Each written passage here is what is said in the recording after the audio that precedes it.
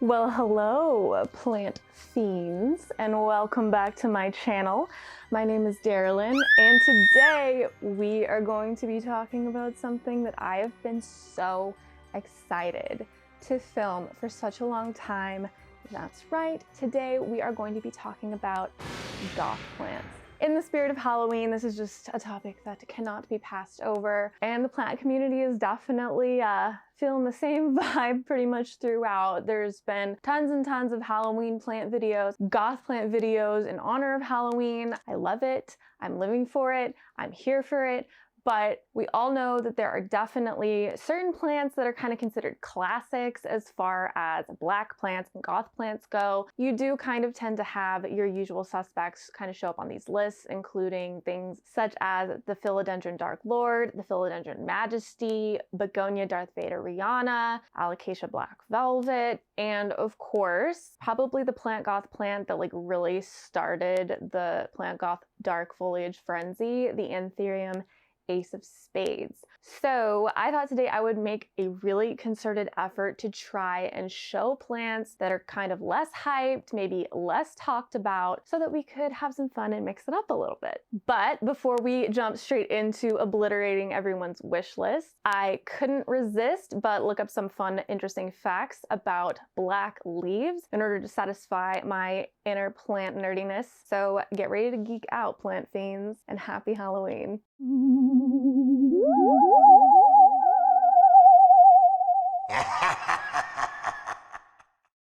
Although black leaves are popular and quite common amongst man-made cultivars in the plant community, naturally occurring black leaves are somewhat of a much more rare phenomena. This led scientists to hypothesize that there must be some sort of evolutionary disadvantage to black leaves that encouraged most plants to keep their foliage on the green leaf spectrum. It was once thought that one of these potential evolutionary disadvantages could be that black leaves were not able to dissipate heat as efficiently or quickly as green leaves, and therefore presented the risk of leaves overheating. Hypotheses were also put forth that potentially there could be some sort of photosynthetic inefficiency that the plant would have to compensate for with a black leaf. However, I found a very interesting and comprehensive study that was published in 2013 that found that not only did black leaves confer no such disadvantage that they could find, but they actually also seemed to perform better for the plant under some conditions. While the black and the green leaves performed about equally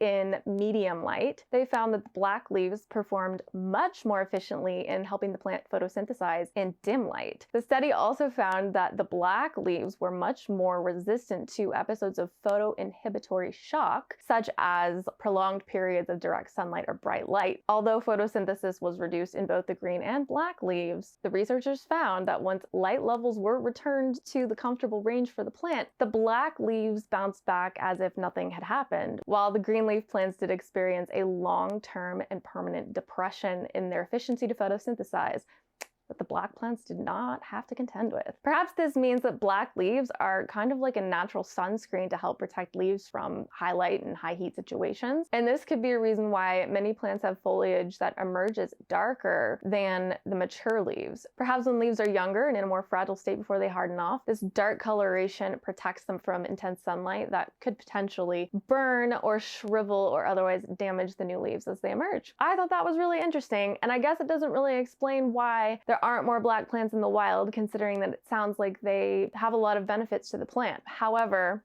evolution's not perfect. But now truly, without any further ado, let's get into my list of goth plants. Don't forget to give this video a like and maybe even subscribe if you'd like to help me out with the YouTube algorithm. All right, here we go.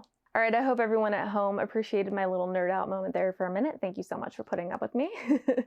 Now, the first plant goth plant that I have to share with you today that I don't hear talked about on these lists as often as some of the others is the Hoya Krohniana Black. Now, I absolutely love Hoya Krohniana. I actually have the Hoya Krohniana Super Silver in my personal collection, and it's really, really pretty. The black one, however, has not been as popular, and I find that they're a lot harder to find. I would absolutely love to add this plant to my collection. They are adorable. Black Hoyas, I feel like, are just a lot more rare than the silver ones. It does seem that kind of like the Hoya pubicalyx Royal Hawaiian, the Hoya Krohniana black does need to be in intense light to get the most richness out of that black color. But I think that it's absolutely gorgeous. And here in San Diego, we have plenty of intense sunlight. So if I get a chance to pick this up, I definitely plan on it. And I really think that if you are a Hoya lover who loves black plants, the Hoya Krohniana black is definitely one that you need to add to your list, because a full pot of this stuff, like cascading down, is so beautiful. And when they bloom, the blooms are a much lighter color, so they really stand out beautifully against the black foliage. I think they're so pretty, and I really want one. Okay, now, so we're gonna jump over to the world of orchids. I actually started my plant journey like 10 years ago with a whole bunch of Phalaenopsid orchids. There are actually tons and tons and tons of black orchids out there, which is really cool. If you are into black flowers, orchids is a great genus to look into to find some really amazing ones, because the orchid community creates new cultivars and hybridizes like crazy, so there are tons and tons of black ones to choose from. It was really hard to pick just one, but I ended up going ahead and selecting the Paphiopedilum Petunia Sensation, specifically because it is a little bit unique compared to a lot of the other black orchids that I saw. First of all, I really like that it's a slipper orchid, because I recently got a slipper orchid. I think they just look so prehistoric and otherworldly. I can't believe that I can keep them alive in my house, so I think I'm a little bit partial on that front. But the other reason is that the bloom on the Petunia Sensation is so black, but then also at the same time it has those really fun stripes, and I think that just kind of reminds me of Gomez Addams and his signature pinstripe suit, and I think that's extra Halloween, so I went ahead and selected this. I would actually love to add this to my collection eventually once I prove that I can take care of the orchid that I have. I think this one is really cool. It's so unique. If you're an orchid lover, I feel like you have to have this one. And if you are a plant goth and you're looking to branch out and maybe get into some flowering plants, I feel like Paphiopedilum Petunia Sensation is just an absolute all-arounder as far as the blooms go. It's got everything, and I just think it looks so cute and spooky. It also doesn't really hurt that the little petals on the sides kind of look like little bat wings. I mean, I just can't imagine a better plant goth orchid bloom than that. It's so cute.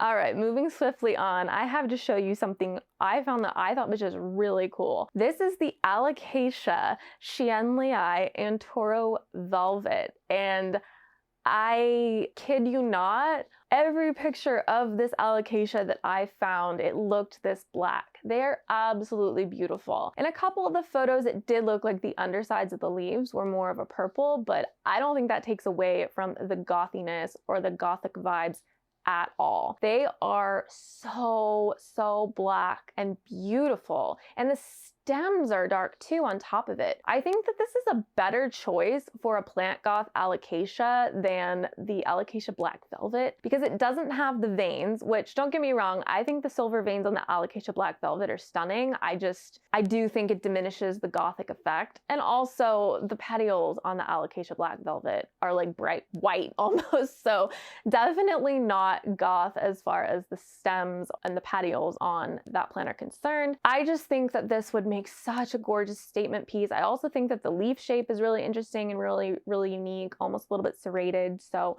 if you are a lover of Alocasia who is looking for something really special, the Alocasia Chienlii Antoro velvet is definitely something to keep an eye out for. I really can't imagine a better plant goth Alocasia than this. I'm absolutely in love with it, and if I ever get a chance to pick one up, I will, because I've been getting more into Alocasia lately now that I know how to keep them alive. Yeah, ask my Alocasia Sabrina, she'll tell you. But I just think that this is about as much as you could ask for as far as a black plant goes. Okay, so this next one is for all of my Anthurium lovers out there. We all know the frenzy over those dark black Tazula plants, Anthurium Ace of Spades that have been going on. The prices on those have absolutely skyrocketed. I mean, I'm not gonna lie, I think they're gorgeous, so I get it. Not crazy about laying down that kind of money for something like that, but here is another one that I actually think is darker, creepier, and I have honestly never heard of it before. This is Anthurium Ralphinum X Fort Sherman. Now, if Lynam sounds familiar, that is because he is the namesake of Philodendron Lynamii. However, Ralphinum was a prolific aeroider, and his impact on the community was much more far-reaching than just being involved with the naming of one philodendron. This Anthurium is absolutely stunning. I have no idea what the parent plants are, but I feel like there's gotta be some Paphiopedilum in there maybe. It's beautiful. I love how big and bat-like the sinus is. I love how like long and like pendulous it is. I love how dark it is. I love everything about it. And I also love that the veins are diminished, but they still look very matte. Like, I think it's just a really well-balanced, really attractive plant. I would love to have one of these. I don't know how rare they are. My guess is they're probably not super common if I've never even heard of it, and I'm big into Anthurium and I'm looking for new ones all the time. So I don't think that this is something that's probably floating around out there all over the place, and if you do find it, it's probably super expensive. However, I think it's amazing. I think it's probably one of the best plant goth Anthurium I've ever seen. Definitely up there with the Kaylee Ellen Mysterious Dark Boy Anthurium Mudeum Affinis situation. So Anthurium Ralphinum X Fort Sherman is probably the #1 plant goth plant on my wish list right now. Yes, for me, I'm gonna say that this is the one that I for sure would add to my collection in a heartbeat if I could. Apologies to all you Anthurium lovers out there for introducing yet another magical hybrid that no one can get hold of. Moving swiftly on, this is probably one of the most like spot on goth plants I've ever seen. It looks like a little bat. This is a species of Tarasanthis, and I wasn't actually able to find the species name, but it looks like a bat. And not only does it look like a bat, it looks like a cute, adorable, friendly bat. And it's got the beautiful like white piping around the edge of the leaf. Oh my goodness, this is adorable. I don't really know anything about the Tarasanthis genus, so I have no idea if they're difficult or easy or how much humidity they need, but my guess is that they're probably, you know, hard to grow. Otherwise, we'd see them everywhere. So I am just gonna appreciate the pictures of these ones on Instagram. Maybe someday they'll become more available and I can learn more about it. But as far as just look goes, like, this is right up there with some of the best on-brand Halloween, plant goth, creepy vibes you could possibly imagine. I just love that. I want one. I'll make space in my grow tent. Pretty much anything in there can survive. So in case you can't tell, I'm having like way too much fun with this.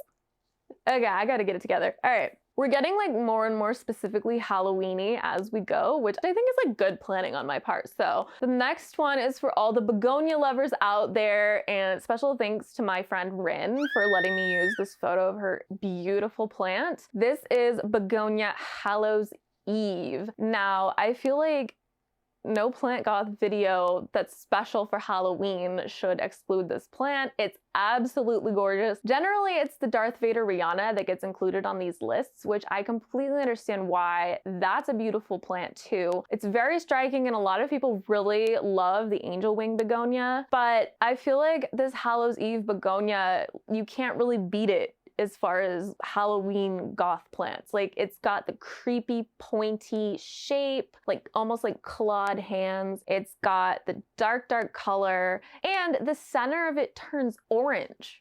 Orange! It's orange and black, like sold, okay? This is like a Halloween plant of Halloween plants. I absolutely love this. Like, could you imagine how good something like that would look in one of those skull planters that everyone's been obsessed with lately? Like, amazing. That's the one of your plant goth and you're not afraid of begonias that you need to run out and get right now, because that's like, that's it. And if you're not a fan of the orange, I think that it really only turns orange if you give them more light. So, I mean, I mean, less light isn't really something that we struggle with in our houses now, is it? So it should be doable for you. I just can't believe the limitless creativity of the plant community when it comes to cultivars and hybrids and everything like that. I mean, the orchid community is amazing at it, but like the begonia community deserves like mad props too, because like don't go down that rabbit hole unless you want to come out with no money, which is why I have yet to buy a single begonia, because like I can't, like I clearly have enough plants.